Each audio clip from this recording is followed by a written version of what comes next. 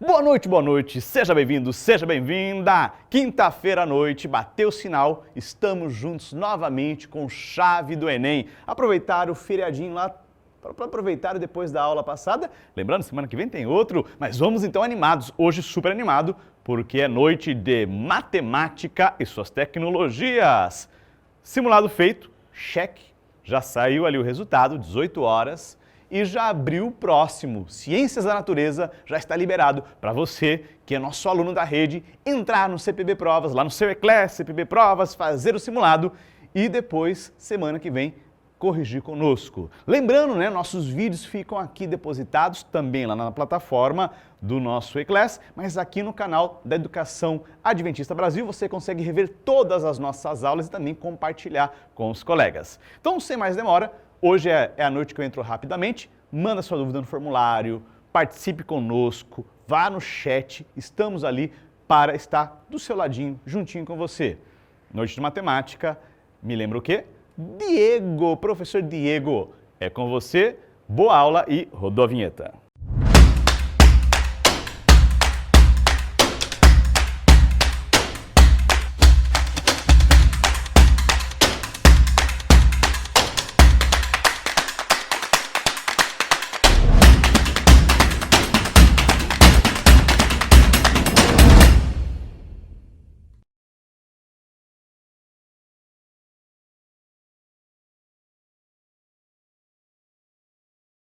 Olá, meus queridos alunos, sejam todos muito bem-vindos à nossa aula de matemática. E hoje nós vamos trabalhar algumas questões aí de funções, leitura e interpretação de gráfico. E você, meu aluno de matemática do primeiro ano, esse espaço é totalmente para você. Venha, sente conosco, pega seu caderno, lápis, caneta, borracha, quem sabe até calculadora também, para fazer os registros, ok? Então, acompanha aqui conosco que o professor Diego começa a aula agora, não vamos perder tempo. Vamos lá, nossas 15 questões, pega também seu simulado, tá bom? E vamos responder juntos. E não esquece, o conteúdo que nós vamos trabalhar hoje é funções, ok? Ali um pouquinho de matemática básica, mas o carro-chefe vai ser leitura e interpretação de gráfico de funções. Vamos lá. Atualmente, existem diversas locadoras de veículos, permitindo uma concorrência saudável para o mercado, fazendo com que os preços se tornem acessíveis. Nas locadoras P e Q, então veja que eu tenho duas locadoras aí, a locadora P e a locadora Q, o valor da diária de seus carros depende da distância percorrida conforme o gráfico. Ou seja, o que é que eu acabei de ler aqui para você? Que você vai pagar de acordo com a quantidade de quilômetros que você percorre. Tá, até aí tudo bem. Veja que você tem ali, por exemplo, no gráfico, a locadora P.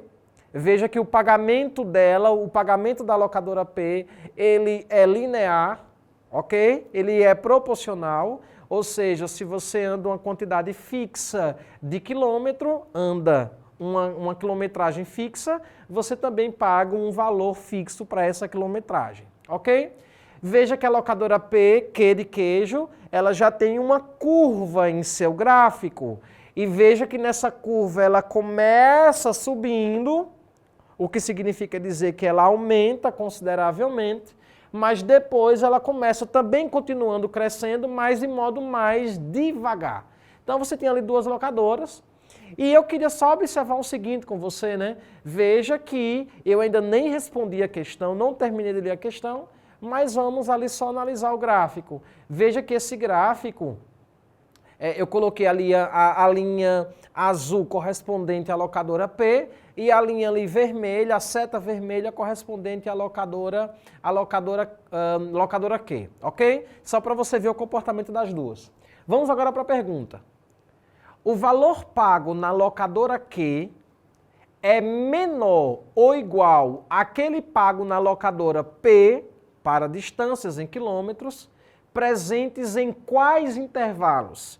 Em outras palavras, ele quer saber o seguinte, a linha Q, a curva correspondente à locadora Q, em quais momentos ela é inferior ou igual à locadora P? Tudo bem? Essa é a ideia, essa é a pergunta. Então, veja o seguinte ali, ó, veja agora no eixo X, ok? que corresponde às distâncias percorridas. Observe que de 0 a 20 quilômetros, a locadora P, que é aquele ali azul, está acima da locadora Q. Consegue perceber isso, meninos? Vocês conseguem visualizar isso? Ó, a linha P, ela está acima da locadora Q, da linha Q. De 20 a 100, a linha Q, ou seja, os valores pagos para a locadora Q, está acima da locadora P. E a partir de 100, a linha P volta a ficar acima da linha Q. Tudo bem? Tranquilo? É só você analisar o gráfico. Pensa ali comigo, ó. De 0 a 20 quilômetros, a minha linha azul, ela está acima da linha vermelha. Ou seja, a P está acima de Q. Ou seja, a Q está inferior a P, que é o que a gente está querendo saber. Só que se você for analisar lá na frente, ó, de 100 para frente, a linha P, ela continua acima da linha Q. Consegue perceber isso? Consegue perceber que nesses dois intervalos aí, ó, de 0 a 20 e de 100 a 160, você consegue visualizar? Não é nenhuma questão de matemática no sentido de cálculo, é visualização mesmo. De 0 a 20, a linha azul está acima da linha vermelha. De 100 a 160, a linha azul está acima da linha vermelha. Ou seja, a linha Q está abaixo desse intervalo. E aí a pergunta é, em quais intervalos a linha Q está abaixo da linha P? E aí você consegue perceber tranquilamente que de 0 a 20 isso acontece e de 100 a 160 isso acontece. Ou seja, letra D de Diego. Faz sentido para você? Tranquilo? Então, quem respondeu essa primeira questão, letra D, acertou, ok? Vamos para a nossa segunda questão. Diz o seguinte, alguns brasileiros têm o hábito de trocar de carro a cada 1 ou 2 anos. Mas essa prática nem sempre é um bom negócio, pois o veículo desvaloriza com o uso. Esse fator é chamado de depreciação, sendo maior consideravelmente nos primeiros anos de uso. O que esse texto está querendo dizer é que se você compra um carro novo, ele consegue perder a sua valorização logo nos 2, 3 primeiros anos iniciais, ok? O que significa dizer que, dependendo das análises que você vai fazer, comprar um seminovo, às vezes é muito mais rentável para você do que comprar um carro novo. Mas enfim, sigamos. Uma pessoa realizou uma pesquisa sobre o valor de mercado de 2 veículos, o veículo X e o veículo Y que ele possui, e colocou os resultados obtidos em um mesmo gráfico, pois os veículos foram comprados juntos, ok? Veja que esse gráfico que você está vendo aí, ele tem 2 linhas, uma linha mais fina e uma linha mais grossa. A linha fina corresponde ao carro X e a linha mais grossa, mais espessa, representa o carro Y. Veja, e o que esse gráfico está querendo dizer é o quanto que eu pago ao longo dos anos. É uma função, ok? Ou é um gráfico que expressa um comportamento. O quanto que eu vou pagar pelo carro ao longo dos anos. Então veja só o seguinte ali, ó. Vamos continuar lendo a questão. Após a pesquisa, ele decidiu vender os veículos no momento em que eles completarem 4 anos de uso. Isso é muito importante, porque a gente vai focar somente nos 4 primeiros anos. Aqui, ó, nos 4 primeiros anos, ok? No início do gráfico ali. Considerando somente os valores de compra e de venda de cada veículo por essa pessoa, qual a perda em reais que ele terá? Ou seja, ele comprou um carro X por um preço e depois de 4 anos vendeu por outro. Ok? E aí, quanto que ele vendeu e quanto ele comprou, eu vou analisar no gráfico. E o carro Y ele comprou por um preço e depois de 4 anos vendeu por outro. O que ele quer saber é o seguinte, no geral, quanto que ele perdeu em dinheiro? Então o que eu vou fazer? Eu vou ver a depreciação do carro X, o quanto que ele perdeu, a depreciação do carro Y, o quanto que ele perdeu, e depois eu somo essas 2 depreciações. É mais ou menos essa a ideia, tudo bem? Então vamos lá, ó. Vamos primeiro para o carro Y. Tá vendo aquele pontinho vermelho lá em cima? Ó, vou colocar de novo o ponto vermelho, ó. É o quanto que ele comprou o carro Y. Ele comprou por quanto o carro Y lá em cima, ó? Lá em cima no ponto, ó. Ele comprou por 55 mil. Depois de 4 anos, por quanto que ele vendeu esse carro Y? Ó, 4 anos está ali, ó. Veja o número 4, aí você sobe. Ó. Então veja, o ponto vermelho lá em cima é o quanto que ele comprou, o ponto vermelho lá embaixo é o quanto que ele vendeu. Lá em cima ele comprou por 55 mil.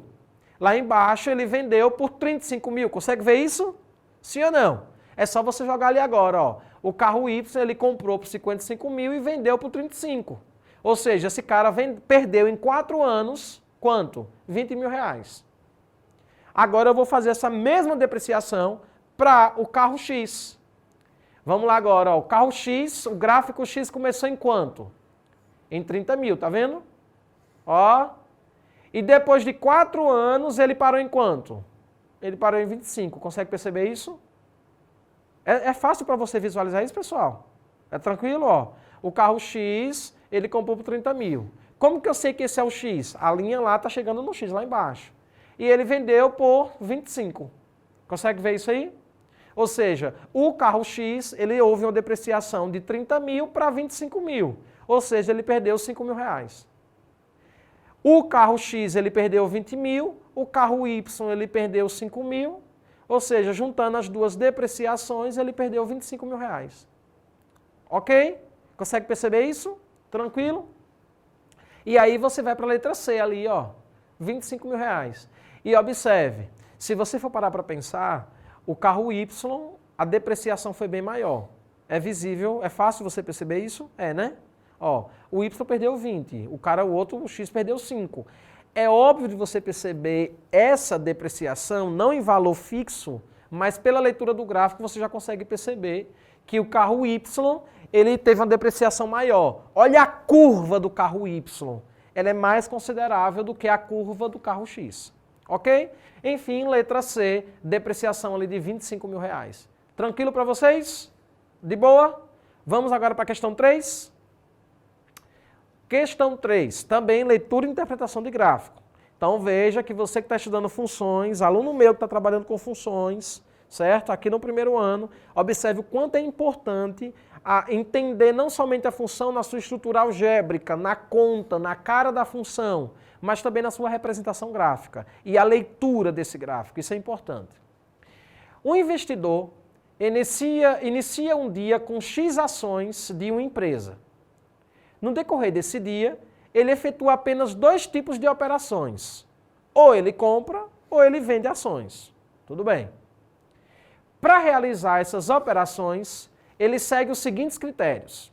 Ó, olha só que legal agora. É importante você entender esses 3 critérios para você entender o gráfico lá embaixo, para você entender o que eu vou explicar, para responder o que ele está perguntando para você.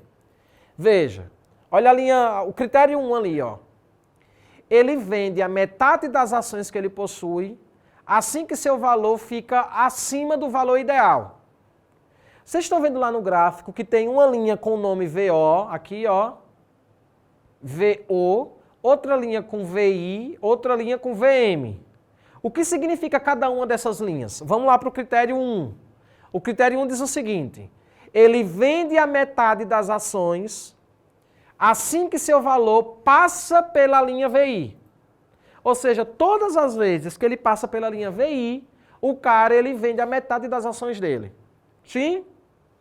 Pronto. Vamos para a segunda linha.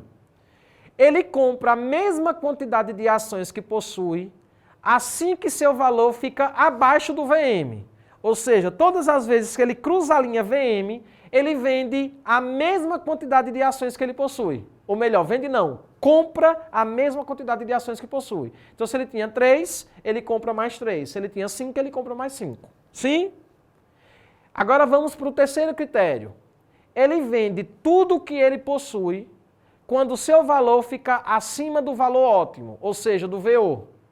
Em outras palavras, todas as vezes que ele passa pela linha VO lá em cima, aqui ó, ele vende tudo que ele tem. A pergunta é, ou melhor, vamos ler ali o resto da questão e depois eu vou para a pergunta. O gráfico apresenta o período de operações e a variação do valor de cada ação em reais no decorrer daquele dia. E a indicação dos valores ideal, mínimo e ótimo, que é o VI, o VM e o VO. Vocês estão vendo essa curvazinha que sobe, desce, sobe, desce, sobe, desce? Essa curva são as transações que ele faz durante o dia. Sim? Só que agora vem a pergunta, né? Quantas operações o investidor fez naquele dia? Veja só, eu vou analisar agora quantas operações esse cara fez. Só que aí essa questão aí do Enem, ela tem uma pegadinha, tá bom? E daqui a pouco eu vou tocar nessa pegadinha. Mas enfim, vamos contar quantas operações ele fez. Ó, vamos lá, ó. Ele começa ali, naquele momento, eu vou contabilizar aqui para vocês todas as operações que ele faz, né? Ele faz uma operação ali, ó, veja o seguinte, vale a pena pontuar isso para vocês. Ó, deixa eu só cruzar ali, deixa eu só colocar todas as operações.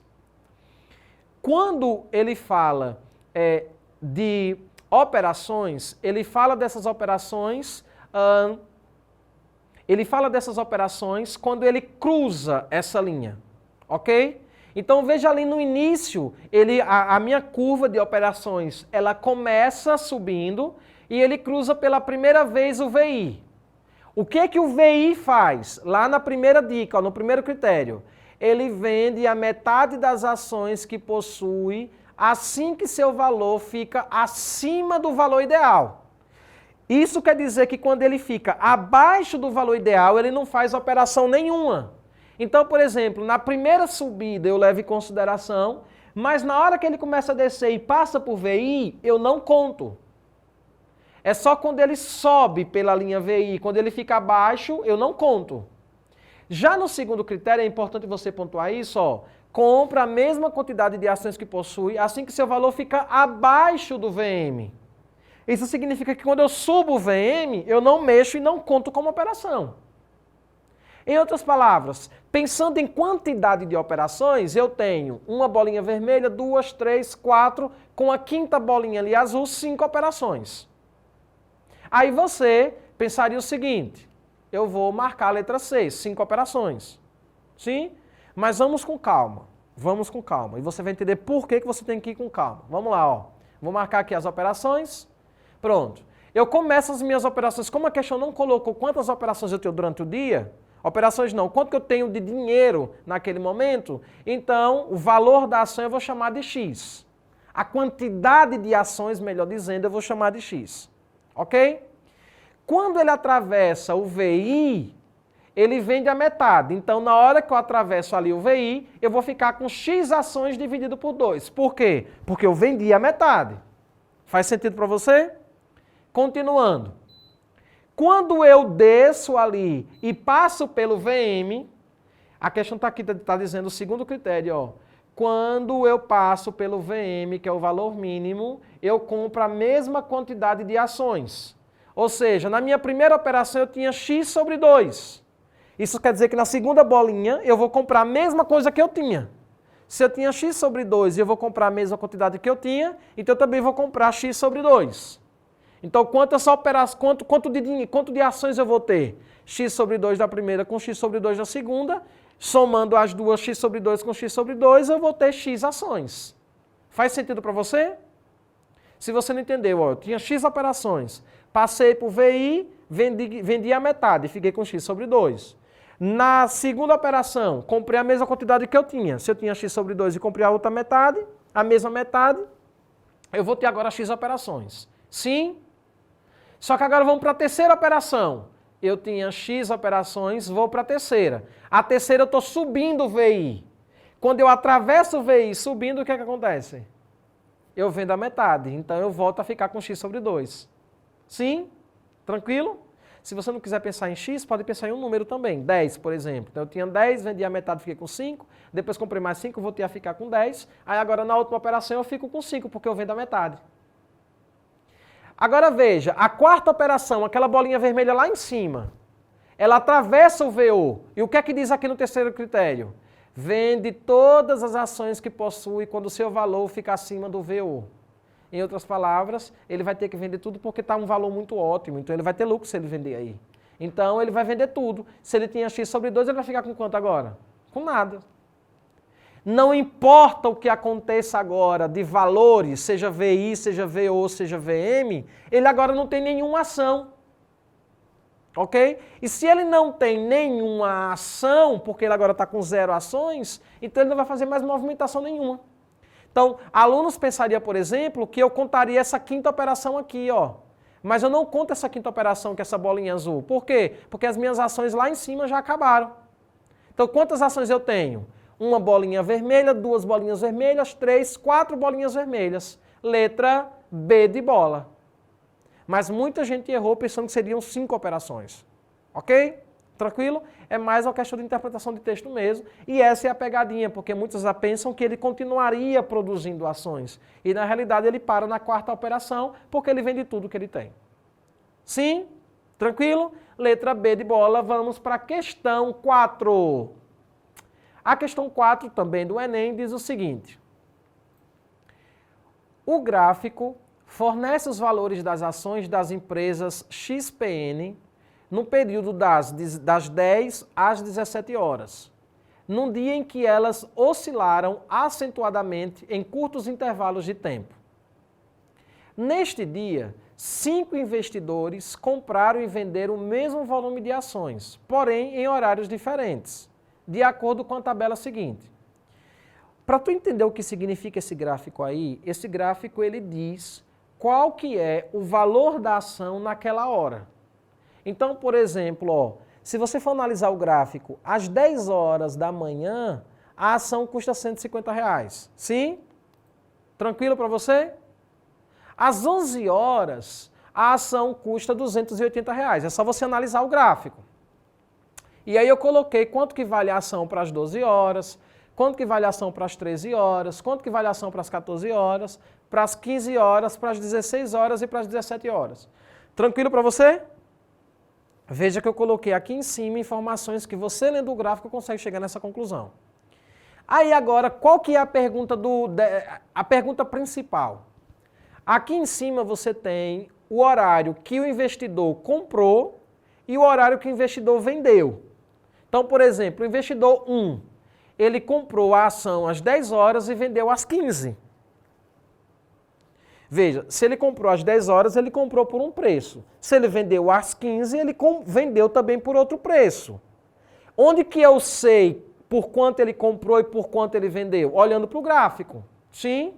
Ó, às 10 horas, por exemplo, que ele comprou, vamos lá no gráfico, 10 horas equivale a quantos reais o valor da ação? A 150. Então ele comprou a 150. Se ele vendeu às 15 horas, o investidor 1 vendeu às 15 horas, então ele vendeu a 460. É só você olhar o gráfico, ó. 15 horas, 460. Então esse cara, ele lucrou. Então ele teve um lucro. A pergunta dessa questão é, com relação ao capital adquirido na compra e venda das ações, qual investidor fez o melhor negócio? Em outras palavras, essa questão está perguntando o seguinte, se cada investidor comprou em um horário e vendeu em outro, cada investidor teve um lucro ou uma perca. A pergunta é, quem que teve o maior lucro? É isso que essa questão está perguntando. Sim? Tranquilo para você? Então o que é que eu vou fazer aqui agora? Ó, eu vou analisar, vou colocar aqui quanto que custava cada ação por hora. Então, ó, 10 horas 150, 11 horas 280, ó, até as 17 horas. E eu vou analisar agora investidor por investidor, tudo bem? Ó, vamos pensar o investidor 1. Ele comprou às 10 horas. Às 10 horas, a ação custa quanto? Quanto? 150. E ele vendeu que horas? Às 15, isso mesmo. E às 15, cada ação custa quanto? É só olhar aqui em cima, ó. 460. Então o cara comprou a R$150 e vendeu por 460. Então esse cara lucrou, não lucrou? Lucrou quanto? Quanto? É só você fazer, ó. O cara comprou por 150, vendeu por 460, só fazer uma conta de menos. Lucrou R$310. Faz sentido para você? Agora vamos para o investidor 2. Ele comprou às 10 horas, logo ele comprou por 150 e vendeu às 17. Às 17, ó, às 17 horas ele vendeu por 200. Sim? Então ele comprou por 150, vendeu por 200, então ele lucrou R$50. Vamos para o investidor 3. O investidor 3 comprou às 13. Às 13 horas é 380. E vendeu às 15 horas, que é 460. Então, ó, 380 menos 460. Então, quando eu faço esse menos aí, não é um menos de conta de menos, que eu vou fazer 380 menos 460. Esse tracinho aí é um tracinho que separou o quanto que ele vendeu, comprou a ação por quanto que ele vendeu. Então, ele comprou por 380 aqui, ó, vendeu por 460, então ele lucrou R$80. Sim? Ó, já o investidor 4, ele comprou às 15 horas, que é R$460, e vendeu às 16, R$100. Esse cara teve prejuízo, né? Comprou por 460, vendeu por 100, então ele teve um prejuízo ali de 360. Por isso que eu coloquei menos 360 na ideia de prejuízo mesmo. Vamos para o investidor 5. O investidor 5 comprou às 16 horas, R$100, e vendeu às 17, ou seja, vendeu por 200. Esse cara foi inteligente, ó. Comprou por 100, vendeu por 200, lucrou quanto? Lucrou R$100. Em outras palavras, qual investidor mais lucrou aqui, ó? O que mais lucrou foi o investidor 1, lucrou R$310 por ação que ele comprou. Faz sentido para você? Ó, esse lucrou 310, esse lucrou 50, esse lucrou 80.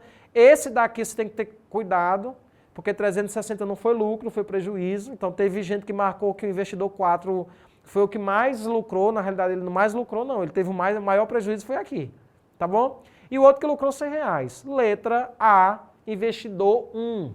Então, ó, investidor 1, letra A. Tranquilo? Show de bola, deu para entender a questão? Facilzinho, né? Vamos lá. Veja que a maioria das questões aqui dessa semana, ela pega matemática básica, operações básicas ali mesmo, e você pega ali leitura e interpretação de gráfico. Sim? Horas de um comportamento que tem uma estrutura de uma função do primeiro grau e horas curvas mesmo aleatórias, ok? Vamos lá. Próxima questão, questão 5. Doenças relacionadas ao saneamento ambiental inadequado podem estar associadas ao abastecimento deficiente de água, tratamento inadequado de esgoto sanitário e contaminação por resíduos sólidos ou condições precárias de moradia.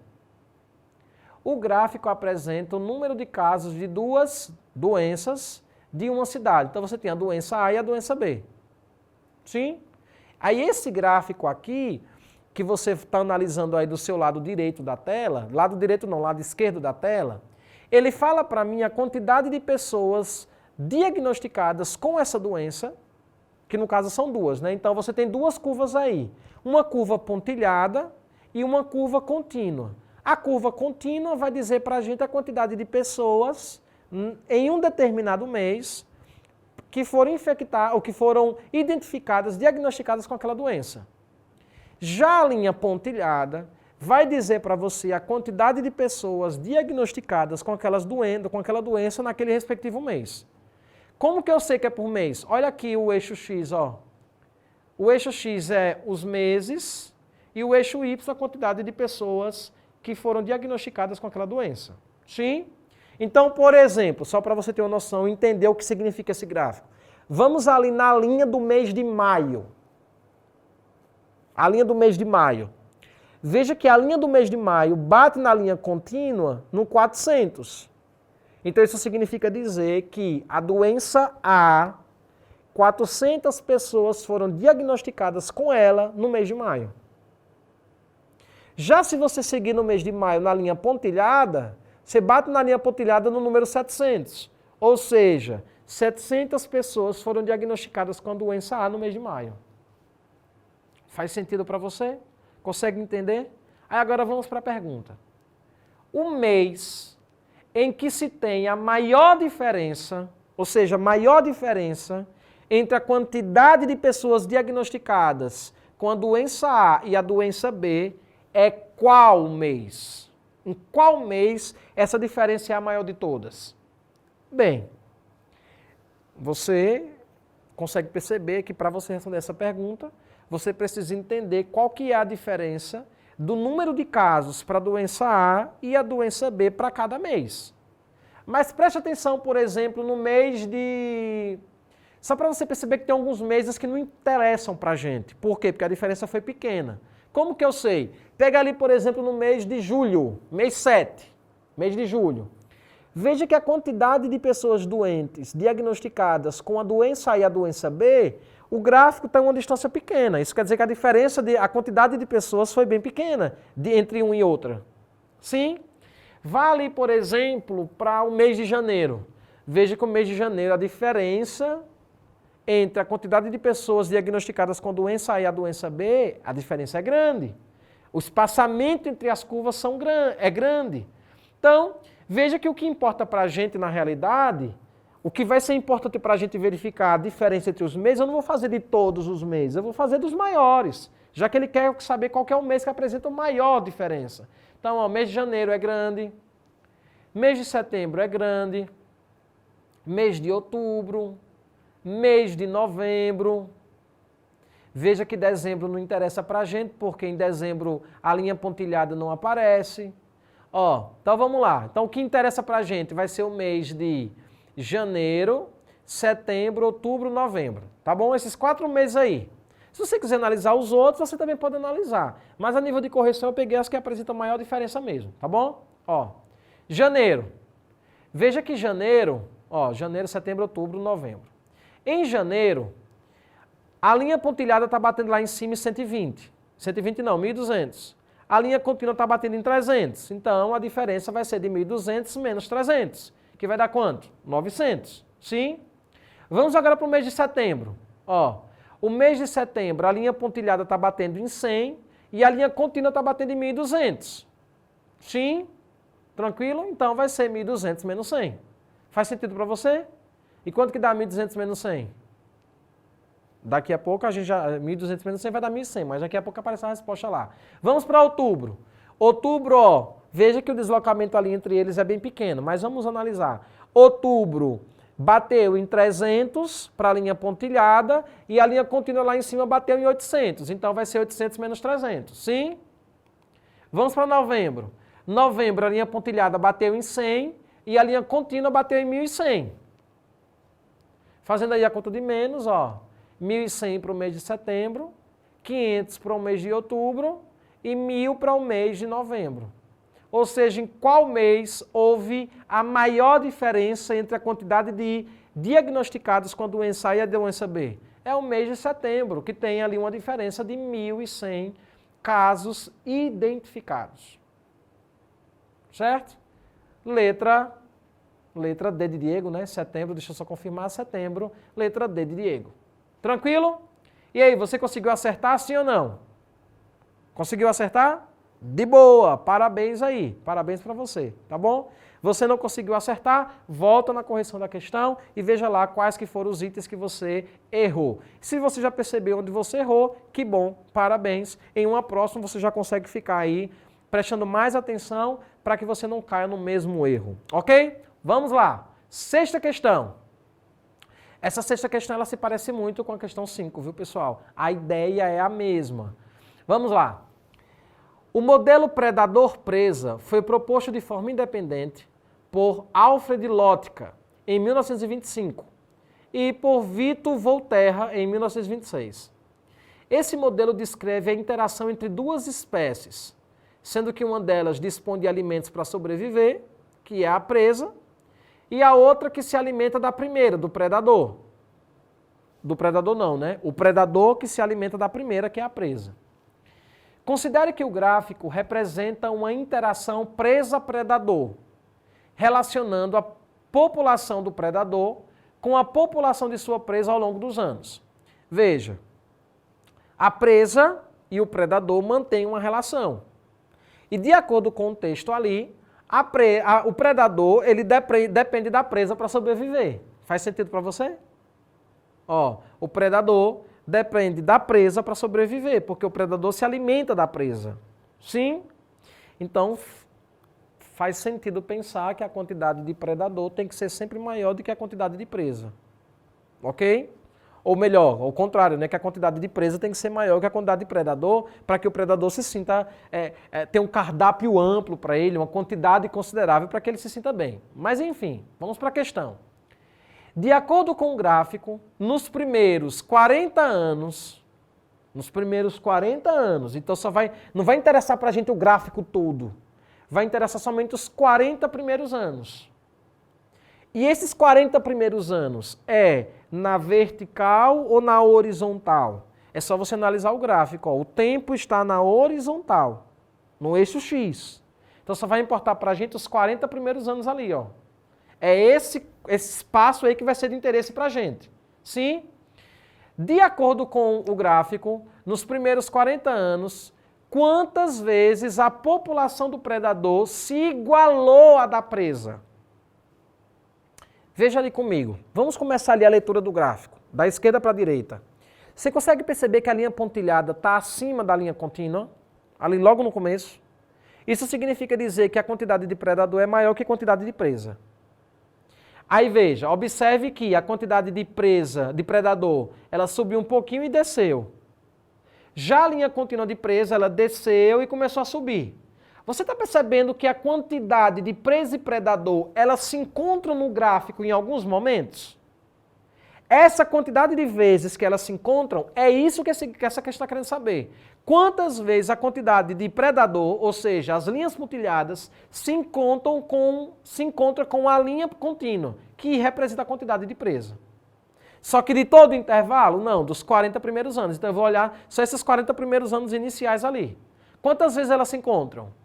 Uma vez, 2 vezes, 3 vezes, 4 vezes. Veja, ela se encontra mais vezes à frente, à direita, mas nos 40 primeiros anos não. Ou melhor, até os 40 primeiros anos ela só se encontra essas 4 vezes. Depois, apesar dela se encontrar, mas não interessa para a gente o que a gente está pedindo nos primeiros 40 anos.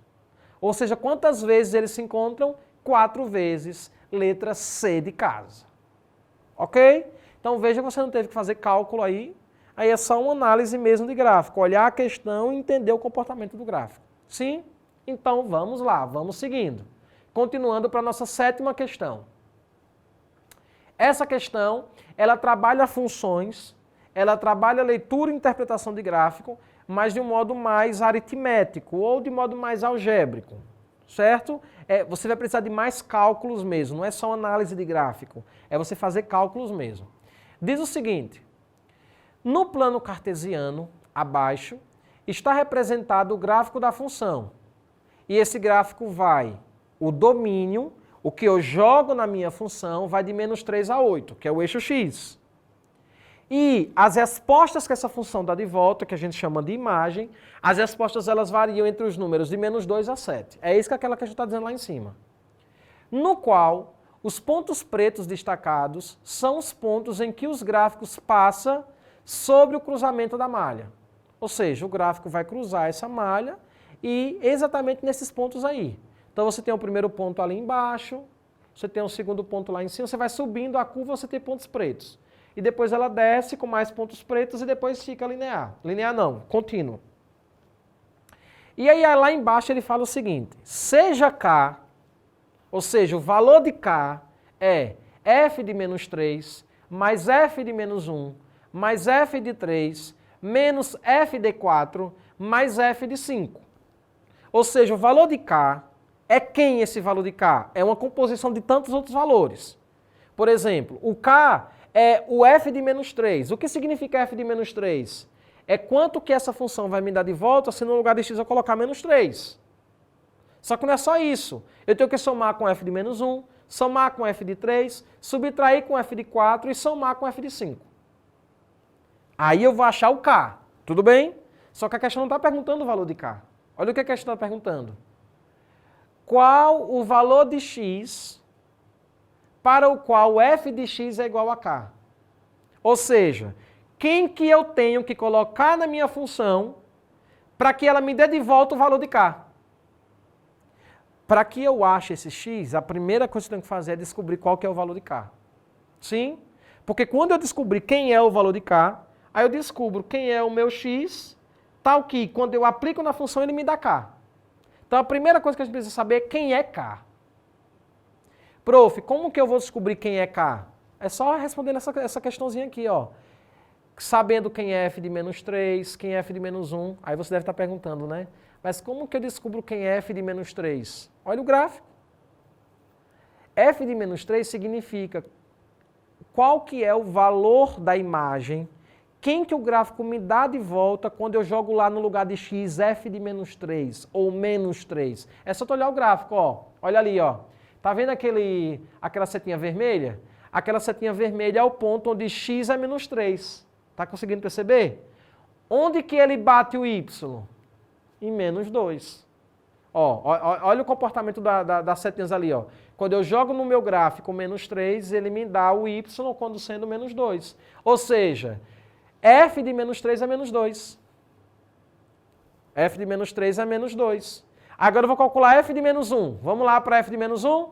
Então, no lugar de x, eu vou colocar ali menos 1, ó. Olha o gráfico quando x é menos 1, ó.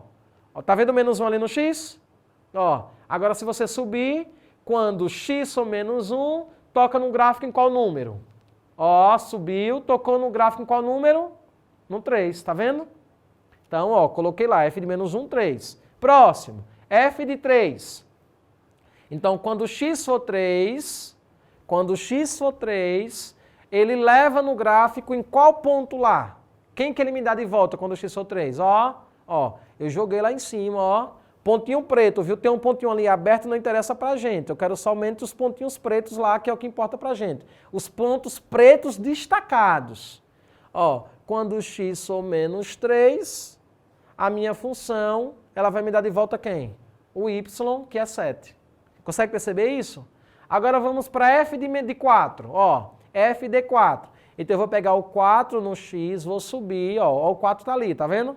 Vou subir. Quando eu toco num ponto preto, ele vai projetar em qual número lá? Ó, a setinha foi no 4, ele vai projetar no y em qual ponto? Também no 4. Então, menos f de 4, menos 4. Sim? Ó. Agora vamos para o f de 5, ó. Quando x for 5, ele vai projetar o gráfico lá em cima. Quando ele joga o gráfico lá em cima, ele bate no 2. Sim? Então, f de 5 é 2. Veja, a questão não quer saber o valor de k. A questão quer saber qual o número que eu jogo na função para que a imagem dela seja o k. Então, eu estou agora descobrindo quem é o meu k. É só fazer uma conta de mais e de menos aí, ó. Menos 2 mais 3 mais 7 menos 4 mais 2. K é 6. Menos 2 mais 3, 1. 1 mais 7, 8. 8 menos 4, 4. 4 mais 2, 6. Ou seja, quem que tem que ser o x para que ele dê igual a 6? Essa é a pergunta. Faz sentido para você? Aí agora tu tem que ir lá para o gráfico, né? Qual é o ponto do gráfico que está projetando no eixo y o número 6? O número 6 está ali, ó. Qual é o ponto que está projetando no y6? Que ponto é esse? Ponto x, ó. Aí eu vou jogar ali agora, ó. Tá vendo o pontinho preto lá? Que está batendo no 6? Quem que está batendo no ponto no eixo x? Ó, o 1. Tá vendo? Então veja se você entendeu a questão. X tem que ser 1 para que o meu gráfico jogue no 6, que era o valor de casinho que eu tinha achado daqui a pouco. Sim? Então, nesse caso, x tem que ser 1. Letra E. Muita gente marca letra B de bola, mas a letra B é o 6, e 6 é o K, não é o X. Tudo bem? Tranquilo? Então, letra E de escola. Tudo bem? Conseguiu entender aí? Show de bola? Vamos para a próxima questão. Acertou sim ou não? Acertou? Então vamos lá, que bom, parabéns. Se você não acertou, meu querido, espero que você tenha entendido aí onde que você poderia ter feito melhor. Tá bom? Vamos lá. Sétima questão, oitava questão. Essa oitava questão é uma questão boa também. Um semáforo é composto geralmente por 3 círculos de luzes coloridas, vermelho, amarelo e verde. A cor vermelha indica que o veículo deve estar parado e permanecer assim até que a cor verde volte a acender. O gráfico apresenta a variação da velocidade de um carro ao longo de um percurso de 15 minutos de duração, da residência de uma pessoa até seu local de trabalho. Durante esse percurso, o carro parou somente nos semáforos existentes ao longo do seu caminho. Aí a pergunta é, por quantos semáforos ele parou? Veja, aí está o gráfico, tá bom? Aí você deve estar pensando assim, essas linhas que ele sobe, o que significa? O que significa essa linha que sobe? O que significa essa linha que está contínua? O que significa essa linha que desce? O que significa essa linha que está contínua? Tu precisa entender os significados de cada uma dessas linhas, de cada um desses trechos, para tu saber que horas o carro parou. Sim? Faz sentido? Quantas vezes esse carro parou? Aí tem aluno pensando assim, ó. Antes de você me responder, eu quero que você pense nesse gráfico como um todo. O que significa o eixo Y, o eixo X e o que significa o eixo Y? O eixo X significa o tempo, tá ali, ó. Tempo, em minutos. Claro, por isso que variou de 0 a 15, porque foi um deslocamento que durou 15 minutos. Ok? E o que significa o eixo Y na vertical? A velocidade. Então veja, se esse carro parou no sinal vermelho, a velocidade tem que ser quanto? 0. Por que eu estou pontuando isso? Porque alguns alunos olham para essa questão e dizem que a resposta certa é a letra C. Por quê? Porque por 5 vezes a linha ficou contínua. Mas essa linha contínua não significa que ele parou. Significa dizer que a velocidade foi constante nesse intervalo. Mas a velocidade pode ser constante 0, mas a velocidade pode ser constante também 5 km por hora, ou constante também 10 km por hora.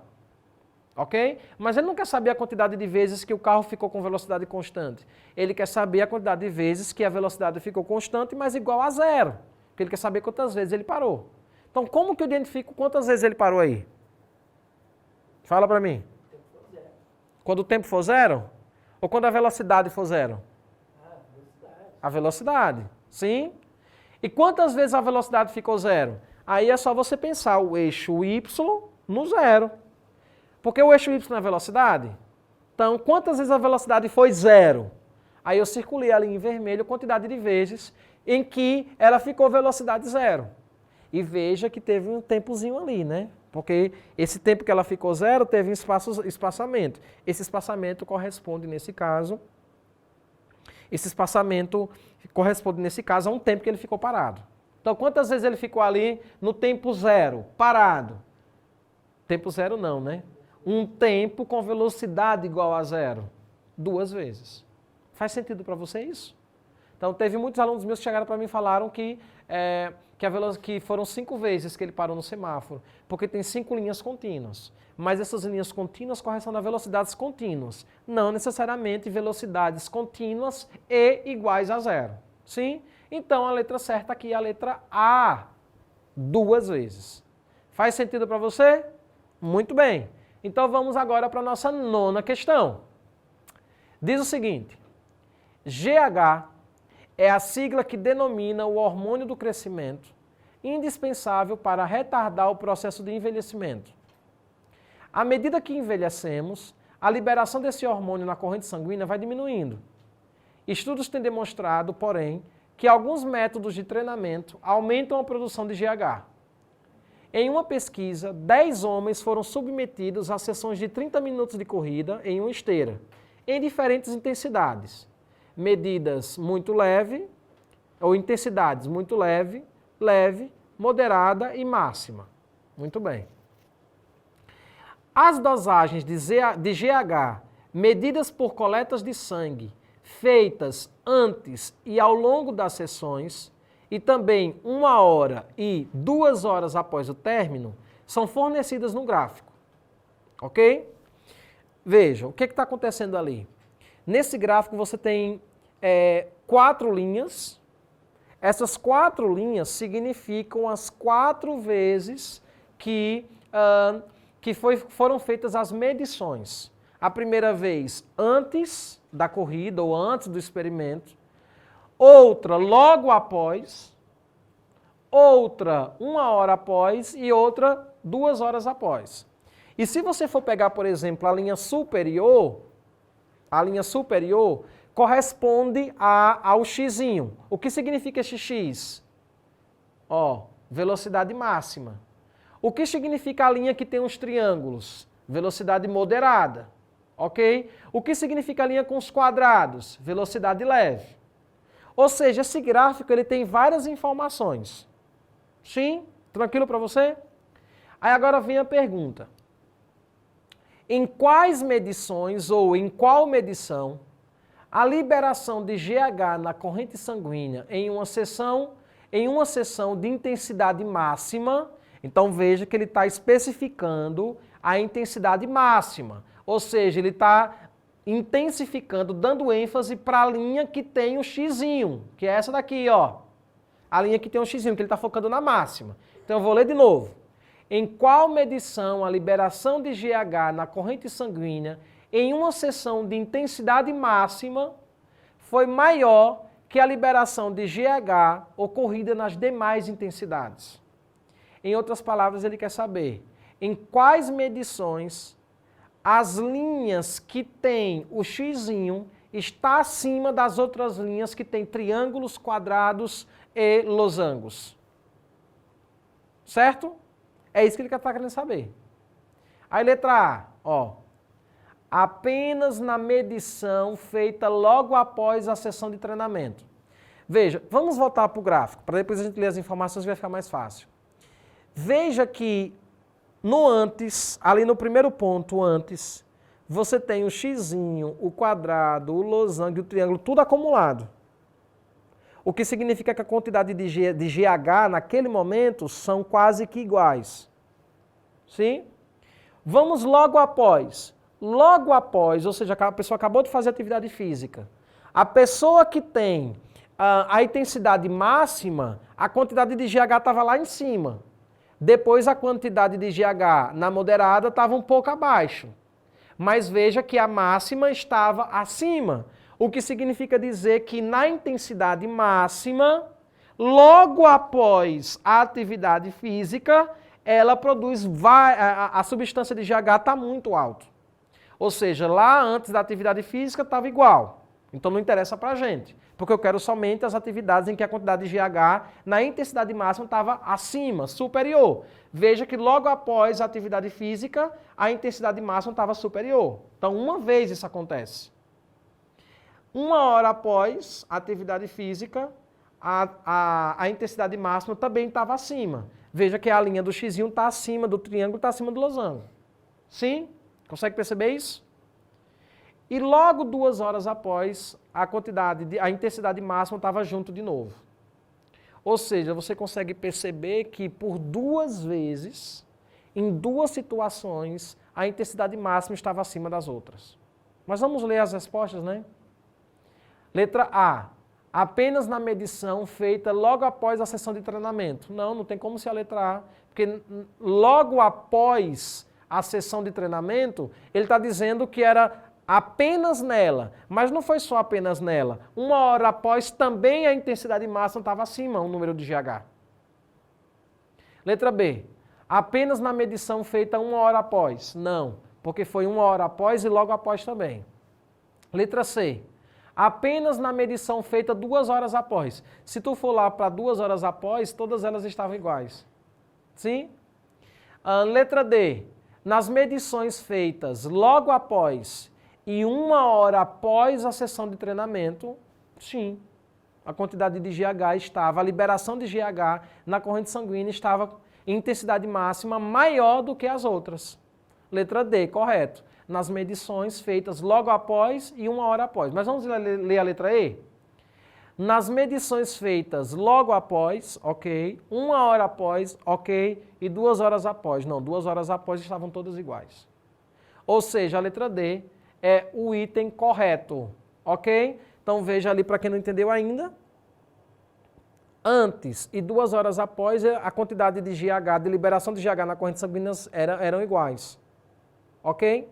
Mas logo após e 1 hora após, a quantidade de liberação de GH na intensidade máxima estava acima das outras intensidades. Ou seja, a letra D de dado, que é o item correto. Tranquilo? Show de bola, parceiro? Conseguiu acertar? Vamos para a nossa questão 10. Vamos lá. Essa questão 10 é uma questão legal. Ela precisa ser muito bem interpretada, mas ao mesmo tempo também a interpretação dela vai ajudar a gente a entender como que seria o gráfico ideal para esse contexto. A água após o abastecimento de um prédio é armazenada em um sistema formado por 2 reservatórios idênticos, em formato de bloco retangular, ligados entre si por um cano igual ao cano de entrada, conforme ilustra a figura. Então você tem ali o cano de entrada. Esse cano de entrada vai permitir com que o reservatório 1 ele encha, e ele enche rápido. Só que veja que entre o reservatório 1 e o reservatório 2 tem um cano, o que significa dizer que vai chegar um momento que o reservatório 1 vai parar de encher, né? Por quê? Porque ele vai começar a encher o reservatório 2. Aí quando o reservatório 2 alcança a mesma altura do reservatório 1, aí o reservatório 2 ele começa a crescer. Tudo bem? Mas enfim, a água entra no sistema pelo cano de entrada do reservatório 1, há uma vazão constante, ou seja, vai vazar água, vai liberar água de modo constante, ou seja, a quantidade de água liberada é proporcional ao tempo que ela está sendo liberada, e ao atingir o nível do cano de ligação, passa a abastecer o reservatório 2. Tudo bem? Show de bola? Consegue entender? Muito bem. É importante a gente entender esse processo, né? A água entra no reservatório 1, sobe até a altura do cano. Depois que ele chega na altura do cano, o reservatório 1 ele não começa a subir, né? Ele começa a vazar água para o reservatório 2. Até o momento que o reservatório 1 e o reservatório 2 estão cheios na mesma altura do cano. Sim? E aí o reservatório 1 ele vai enchendo junto com o reservatório 2, proporcionalmente. Mas enfim, continua agora a questão. Suponha que inicialmente os dois reservatórios estejam vazios. Qual dos gráficos melhor descreverá a altura do nível da água no reservatório 1 em função do volume V de água nesse sistema? Veja, pense comigo. Eu quero descobrir qual desses 5 gráficos aí expressa a altura do nível ou volume de água do reservatório 1 ao longo do tempo que essa água está sendo vazada dentro desses reservatórios. Sim? Então veja, ó, vamos pensar agora no reservatório 1, tudo bem? Pense no reservatório 1. A água ela entra a uma determinada vazão, reservatório 1 sobe. Aí chega um momento que o reservatório 1 o volume de água para. Quando que ele para? Quando ele chega na altura do cano, porque ele começa a vazar para o reservatório 2. Só que depois que o reservatório 2 ele fica na mesma altura do cano, o reservatório 1 ele agora começa a encher. Com a mesma velocidade ou um pouquinho mais devagar que anteriormente? Ou um pouquinho mais rápido? Veja, ele continua enchendo, mas com uma velocidade um pouco menor do que a anterior. Por quê? Porque também tem água vazando para o reservatório 2. O reservatório 1 está enchendo, mas tem água vazando para o reservatório 2. Então você não tem ali uma velocidade constante ou uma velocidade, como é que eu posso dizer? Uma velocidade igual ao que você tinha anteriormente. Tudo bem? Porque enquanto o reservatório 1 está aumentando, o volume dele está aumentando de água, mas ele também está liberando para o reservatório 2. Mas enfim, parando de conversar, vamos pensar qual desses 5 gráficos aí você acha que corresponde a um gráfico que relaciona o volume de água no reservatório em relação à sua altura. Qual desses gráficos aí você acha que é o mais coerente? E eu vou perguntar para o nosso cameraman, ou com o nosso técnico de tecnologia, técnico em tecnologia, enfim, né? Mas vamos lá. O que você acha? Qual desses 5 gráficos aí que poderia ser uma possibilidade para a gente entender a relação da altura da água com o volume de água? Acredito que esse de baixo C. A letra C? Ó, você que está em casa, ele falou aqui que a letra C, ela diz para mim a relação entre a altura o volume da água no reservatório 1 e a altura que ela vai assumir. Vamos pensar a letra... Vamos focar na letra C, deixa lá guardado. Vamos pensar a letra A. A letra A, o gráfico é um gráfico linear. O que significa esse gráfico linear? Significa dizer que a altura da água vai estar sempre subindo de modo proporcional ao volume de águas que eu tenho. Não é coerente você pensar assim. Por quê? Porque quando a água ela começa a preencher o reservatório 1, sim, ela começa de modo linear. Quanto mais água, maior o volume, maior a altura. Só que chega um momento em que o volume de água entrando no reservatório 1 é grande, mas a altura dele não aumenta. Por quê? Porque ele está liberando água para o reservatório 2. Ó, você consegue perceber isso? Então, vai chegar um momento no reservatório 1 que o volume ele continua aumentando de água, porque a água está chegando lá, mas a altura não aumenta. Por quê? Porque está liberando água para o reservatório 2. Consegue compreender isso comigo? Então, não faria sentido a gente pensar na letra A. Porque chega um momento que ele não é linear. Tem um momento que a altura começa a parar. Sim? Então, veja, a letra B também não é coerente você pensar, né? Porque ele está dizendo que a curva inicial ali é uma curva exponencial. Meio que a altura está estourando, aí depois ele começa a estourar de novo. Mas não, a altura, ela pode... Essa ideia de estourar está dizendo o seguinte, que o volume não é tanto, mas a altura está sendo muita. O que não é correspondente. Por quê? Porque a quantidade de água e a altura, ela é proporcional até o momento que essa água do reservatório 1 começa a ser vazada para o reservatório 2. Então não faz sentido você pensar a letra A, não faz sentido você pensar a letra B e não faz sentido você pensar a letra E. O que me sobram agora nesse momento, o que me sobra agora nesse momento é a letra C e a letra D. Ambas se parecem. E ambas estão dizendo o seguinte: a altura do reservatório 1 ela vai aumentar. Em um momento ela vai ficar, apesar do volume aumentando de água, porque tem água chegando, mas a altura vai ficar estagnada. Essa altura estagnada corresponde ao momento em que a água está entrando no reservatório 1, mas está indo para o reservatório 2. Sim? E chega outro momento que o reservatório 1 ele volta a encher. Quando? Quando o reservatório 2 ele já ficou preenchido. Até a altura do cano. A pergunta é, letra C ou letra D? E aí? Eu pergunto para você que está em casa, letra C ou letra D? Qual gráfico melhor expressa a relação volume de água e altura no reservatório 1? E eu pergunto aqui para o nosso cameraman, na sua opinião, você acha que é letra C ou letra D? Acho que é D, porque o volume depois,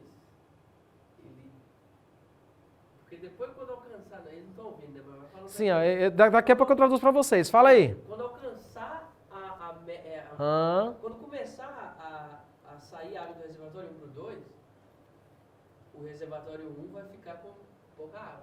Tipo assim, vai ficar com a mesma quantidade de água até que o reservatório 2 tenha a mesma... Fala isso para eles aí.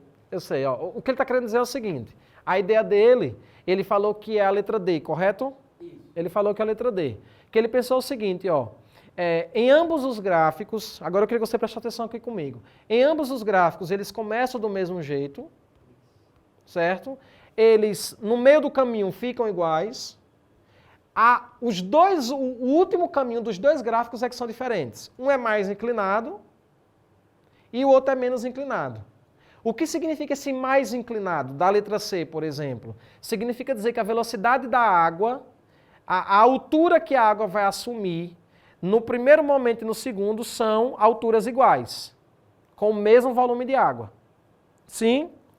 E a letra D está dizendo o seguinte: eu vou ter uma altura legal logo no início do preenchimento da água no reservatório 1, aí depois eu vou estagnar, mas depois ele vai aumentar, a altura aumenta, mas como a inclinação é menor, significa dizer que essa altura, apesar de aumentar, mas ela vai aumentar de modo mais devagar.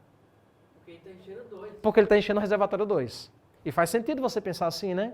Porque no momento que ele enche o reservatório 2 na mesma altura do reservatório 1, o reservatório 1 ele começa a encher, ele continua enchendo, ele continua aumentando a altura do nível da água, mas agora um pouquinho mais devagar, porque está saindo água para onde? Está saindo para o reservatório 2. Então o correto é a letra D de Diego. Ok? Consegue perceber aí a jogada da coisa? É uma questão muito boa, é uma questão muito legal. Oi? Ok. Então vamos lá agora para a questão 11. Vem comigo. A questão 11 diz assim: dois reservatórios A e B são alimentados por bombas distintas em um período de 20 horas. A quantidade de água contida em cada reservatório nesse período pode ser visualizada na figura. Veja que eu tenho aí, do lado esquerdo, a quantidade de água no reservatório A E veja que o reservatório A é essa linha com quadradozinhos. E do lado direito você consegue ver a quantidade de água no reservatório B. Sim, a quantidade em litros de água, o volume de água do reservatório B. Aí a pergunta é, o número de horas em que os dois reservatórios contêm a mesma quantidade de água é quantas horas? Aí veja, tu vai ter que analisar as duas linhas para tu ver em quais momentos essas duas linhas têm a mesma quantidade de água.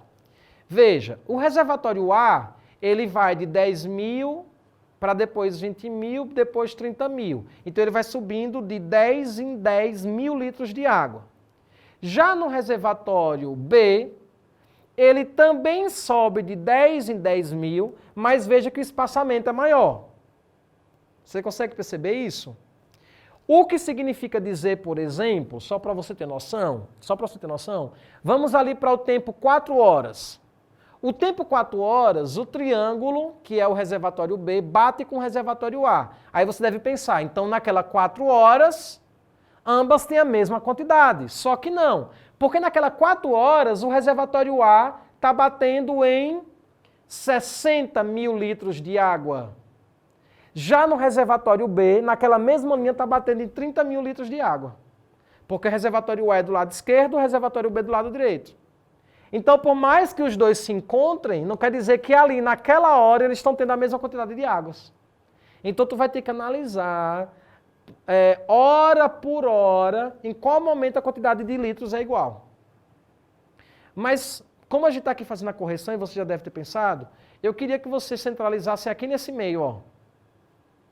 Ali entre 8 horas e 9 horas. Às 8 horas, na linha branca não, no círculozinho ali, ó, eu tenho 30.000 litros de água. Entre 8 horas e 9 horas eu tenho 30.000.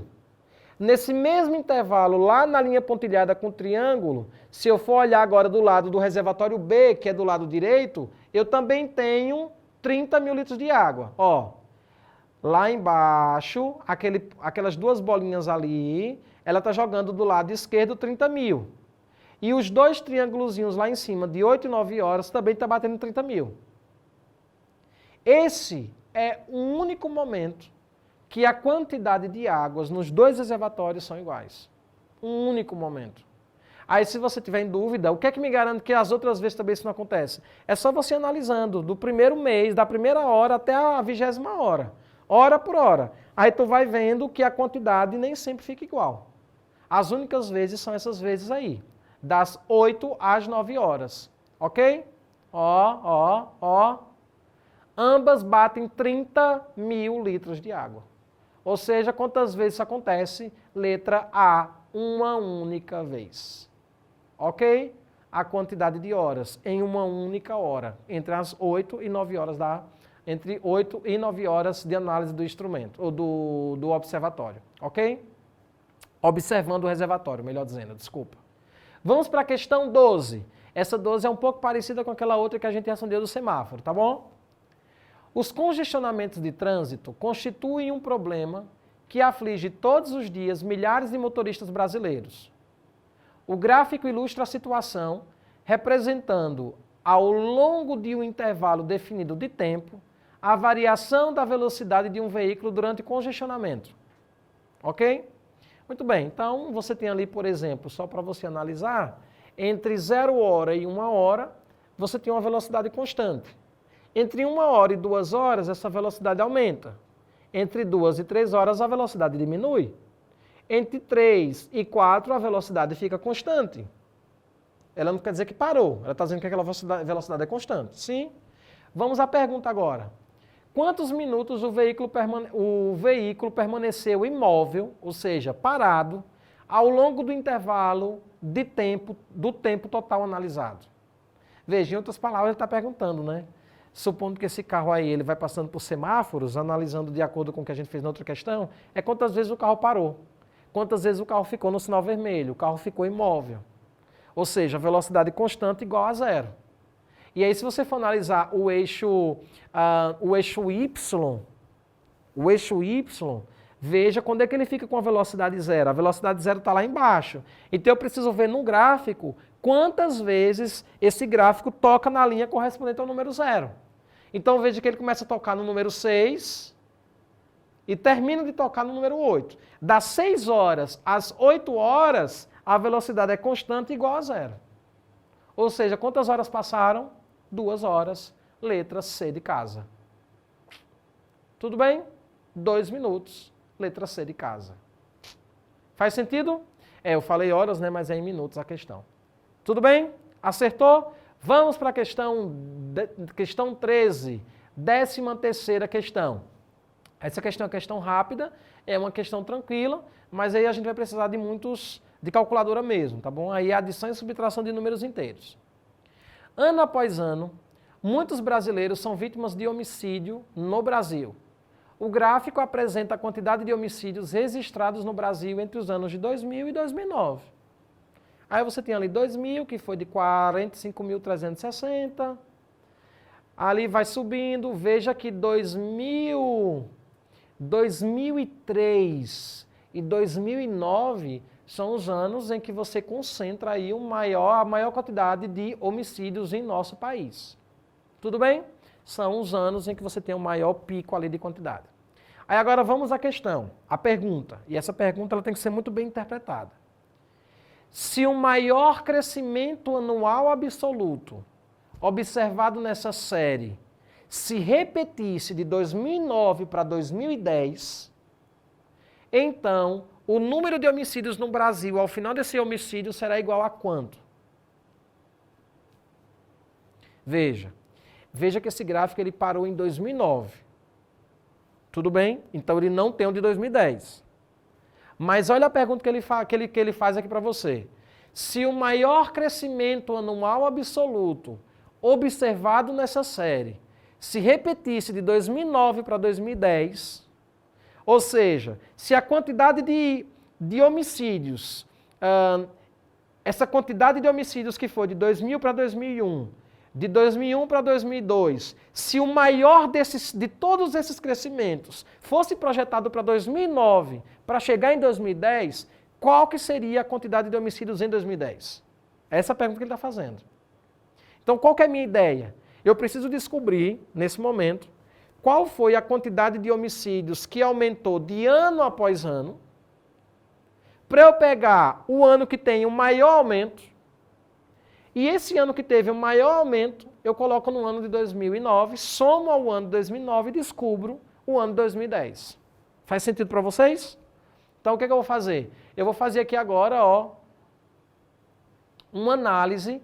Veja que eu não vou fazer uma análise de todos os anos, de 2000 para 2001, de 2001 para 2002.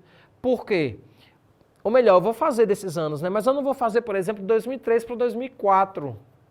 Porque eu quero um maior crescimento. De 2003 para 2004, de 2004 para 2005, não houve crescimento, houve decrescimento. Então só importa para mim, por exemplo, de 2000 para 2001, de 2001 para 2002, de 2002 para 2003, de 2005 para 2006, de 2007 para 2008, de 2008 para 2009. Vamos fazer aqui essas diferenças de quanto que foi? De 2000 para 2001, vou colocar aqui, esses são os anos que me interessam, tá bom? De 2000 para 2001, só para você entender o que significa aquela variação de 2.583. 2000 foi 45.360. 2001 foi 47.943. Então foi uma variação de quanto? É só você fazer uma conta de subtração, um menos o outro. Chegou em 2.583. De 2001 para 2002, fazendo essa mesma conta de subtração, uma variação de 1.752. De 2002 para 2003, variação de 1.348. E se eu fizer essa mesma continha de menos para descobrir a variação dos outros anos, olha o que chegou. Qual foi o ano que teve maior variação? De 2007 para 2008? Não. De 2000 para 2001, né? O ano que teve maior variação foi de 2000 para 2001, que foi 2.583. Aí agora o que é que eu vou pegar? Esse maior crescimento, que foi de 2.583, e vou somar o ano de 2009. Então, 2009 foi de 51.434. Vou somar a 2.583. Vou somar os dois. Vai dar quanto? 54.017. Ou seja, vamos voltar para a pergunta. Se o maior crescimento anual foi de 2.583 e se eu somasse isso ao ano de 2009, qual que seria o ano de 2010? 54.017, letra D de Diego. Fez sentido para você? Não é uma questão difícil, é uma questão só de análise, mas tu tem que fazer muita continha de adição e subtração aí. Tranquilo? Mais de subtração, né? Vamos lá, questão 14, para a gente já terminar. Um administrador de um teatro percebeu que, com o ingresso do evento a R$20, um show conseguiria atrair 200 pessoas. E que a cada R$1 na redução do preço do ingresso, o número de pessoas aumentava em 40. Conseguiu entender? Ó, o ingresso custa R$20 e se eu diminuir esse ingresso a cada R$1, eu aumento a quantidade de pessoas assistindo em 40. Então, se eu, por exemplo, vamos supor que eu tenho 100 pessoas pagando R$20. Se eu colocar esse ingresso valendo a R$19, eu vou ter 140 pessoas assistindo, porque para cada real que eu diminuo, eu vou ter mais pessoas assistindo. Sim? Continuando a pergunta. Ele sabe que os donos do teatro só admitem trabalhar com valores inteiros para os ingressos. O valor do ingresso não pode ser quebrado, não pode ser, por exemplo, R$19,50. Pela dificuldade de disponibilizar troco. E pretende convencê-los a diminuir o preço do ingresso. Assim, apresentará um gráfico de arrecadação em função do valor do desconto no preço atual do ingresso. É muito parecida com aquela outra que a gente fez no Instituto do Reservatório. O gráfico que mais se assemelha ao que deve ser cobrado pelo administrador é de quanto? Veja. Analise esses gráficos aí e pensa aqui comigo. Quanto mais barato for o ingresso, ou seja, quanto menos eu cobro do ingresso, mais pessoas eu tenho. Faz sentido você pensar assim? Porque quanto menor for o ingresso, a cada R$1 que eu diminuo, eu aumento 40 pessoas. Aí você pode dizer para mim, professor, então o gráfico que analisa esse comportamento, ele é um gráfico de uma função inversamente proporcional, que relaciona duas grandezas inversamente proporcionais. Então não pode ser a letra A e a letra B, por exemplo. Porque a letra A e a letra B está dizendo que quanto maior for a quantidade, melhor dizendo, como é que eu posso dizer? Como é que eu posso interpretar para você? Que quanto maior for o meu desconto, maior a quantidade de pessoas. Tudo bem. Desculpe, eu falei inversamente proporcional, é diretamente proporcional, tá bom? Diretamente proporcional. Por quê? Pelo menos na parte inicial. Porque quanto maior for o meu desconto, maior vai ser a quantidade de pessoas. Aí você pode pensar, então a letra A e a letra B faz sentido. A letra C não faz sentido, porque a letra C já está dizendo que o gráfico ele é decrescente. E não é decrescente. É óbvio pensar que nesse momento inicial, quanto mais eu desconto, eu dou um desconto, mais pessoas eu tenho. Então, a letra A, a letra B pode ser uma possibilidade, só que eu tenho a letra D e a letra E também. Que elas sobem, então parece que ela vê uma proporção, ou ela vê um crescimento inicial, mas depois elas começam a cair. Então, a pergunta do momento é, elas crescem do começo ao fim, ou seja, quanto maior o desconto, maior o valor arrecadado, ou elas aumentam, mas chega um momento que elas começam a cair? Eu queria saber a sua opinião. Eu já descartei ali a letra C. Fica a letra A, B, D e E. Qual das duas aí a gente já elimina? A letra A e B ou a letra D e E? Na opinião de vocês. Eu queria ouvir vocês aí agora. Pense comigo, aqui agora eu vou ajudar vocês, tá bom? Ó. É fato pensar que quanto maior for a quantidade de desconto que eu dou em dinheiro, maior a quantidade de dinheiro que eu arrecado. Por que eu arrecado mais dinheiro?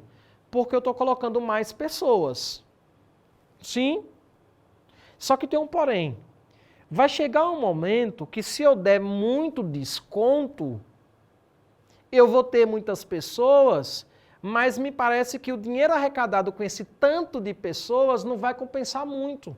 Às vezes é melhor você ter um valorzinho, um valor de desconto menor, quantidade de pessoas menores, mas você tem um desconto menor logo arrecadando mais. Então me parece que esse valor arrecadado chega um momento que a quantidade de desconto ele tem que ser barrado. Porque às vezes é melhor você não dar um desconto e ter menos pessoas, mas por sua vez menos pessoas pagando mais. Então me parece que tem que chegar um momento que é o teto da quantidade de desconto que tu dá. Porque se tu continuar dando desconto, ao invés de tu lucrar, tu vai cair. Dei alguma dica? Então, ó, só para você pensar aqui agora comigo, só para você entender. 200 pessoas, cada um pagando a R$20, eu vou ter 4.000 pessoas. Agora eu vou dar um exemplo em números, para você entender o que eu acabei de explicar agora. 240 pessoas pagando R$19, porque agora eu aumentei 40 pessoas, porque eu reduzi R$10. R$10 não, R$1.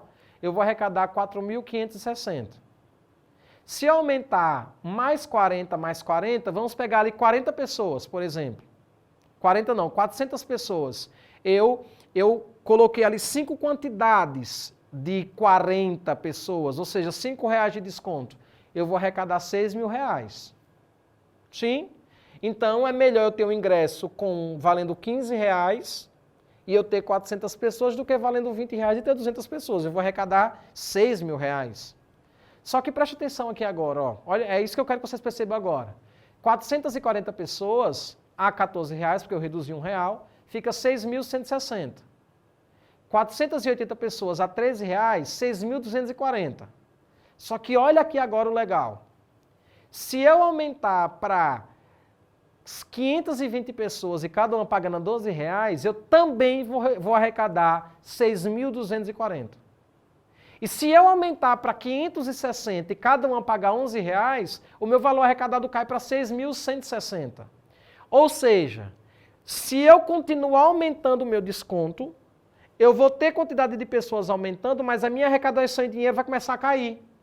Ou seja, eu aumento a quantidade de arrecadação ao longo dos descontos que eu dou, mas vai chegar um momento que a minha quantidade de arrecadação vai começar a cair. Ou seja, a letra A e a letra B, ela não condiz com essa situação. Porque ela fala que ela sempre vai aumentar. Não, a arrecadação ela vai começar a cair em algum momento.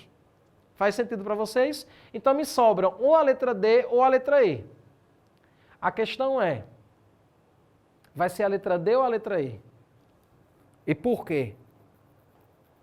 Você que acha aí? Vai ser a letra D ou a letra E? E por quê?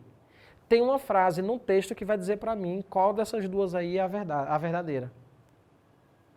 Ela diz assim, ó. Ele sabe que os donos do teatro só admitem trabalhar com valores inteiros para ingresso, pela dificuldade de disponibilizar troco. Então, por exemplo, ó, olha para cá, o desconto só pode ser de R$1. Pode ser o desconto de R$1,50?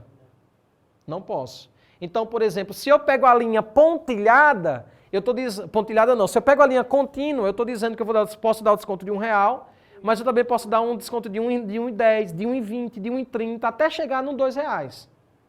Quando ele pega a pontilhada, ele está dizendo assim, eu posso dar desconto de 1, mas eu só vou poder dar desconto agora de 2, e eu só vou poder dar desconto agora de 3. Então, de modo ponto, por isso a letra D ela descarta e a gente fica na letra E. Faz sentido para vocês? Ela é um pouco complexa, mas é uma questão legal. 14ª questão, letra E. E vamos finalizar agora com a questão 15. A receita R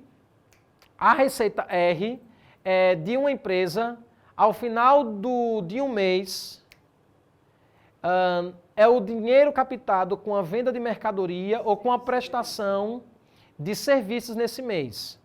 E a despesa D é todo o dinheiro utilizado para pagamento de salários, conta de luz e impostos, contas de água e luz, impostos, entre outros. O lucro mensal obtido ao final de cada mês é a diferença entre a receita e as despesas daquele mês, óbvio. O gráfico apresenta as receitas e despesas em R$1.000.000 de uma empresa ao final dos 5 primeiros meses de cada ano. Então, ó, no mês de janeiro você tem ali, o pontilhado significa a despesa e a receita é o quanto que você recebe e a linha contínua. Sim? Então veja ali que no mês de janeiro você tem uma diferença de 5 milhões. No fevereiro você tem uma diferença de 10 milhões. É só você fazer a diferença entre a linha pontilhada e a linha contínua. Tá bom? Vamos lá. A previsão para os próximos meses é que o lucro mensal não seja inferior ao maior lucro obtido até o mês de maio. A pergunta é, nessas condições, o lucro mensal para os próximos meses deve ser maior ou igual a qual mês? Veja o que é que ele fala. A previsão para os próximos meses é que o lucro mensal não seja inferior ao maior lucro obtido. Ou seja, eu preciso saber qual que é o maior lucro, porque ele vai ser o meu teto. O meu teto não, ele vai ser o meu mínimo, porque ele não pode ser inferior àquele. Sim? Nessas condições, o lucro mensal para os próximos meses deve ser de quanto? Em outras palavras, ele quer saber em qual mês obteve o maior lucro. Simples assim. Aí eu vou pegar ali o mês de janeiro, ó. O mês de janeiro, a receita, janeiro, fevereiro, março, abril, maio. Em janeiro, a receita foi de 5 para 10, então uma variação de 5 milhões. A receita foi de 10, a despesa foi de 5, então uma variação de 5. No mês de fevereiro, uma variação de 10 para 20, então 10 milhões. No mês de março, de 10 para 15, 5 milhões. No mês de abril, de 15 para 20, então uma variação ali de 5. E no mês de maio, uma variação de 25 para 28, uma variação de 3 milhões. Em qual mês você teve a maior variação aí? No mês de fevereiro. Sim, e você consegue perceber no mês de fevereiro que realmente o espaçamento entre eles é o maior. Tudo bem? Então, mês de fevereiro, letra B de bola. Tranquilo? E com isso, nós finalizamos a correção das nossas 15 questões. Espero que você tenha se dado muito bem, espero que você tenha tido bom aprendizado e tenha acertado boas questões. Um abraço para você e até nosso próximo encontro, se Deus assim nos permitir. Tchau, tchau!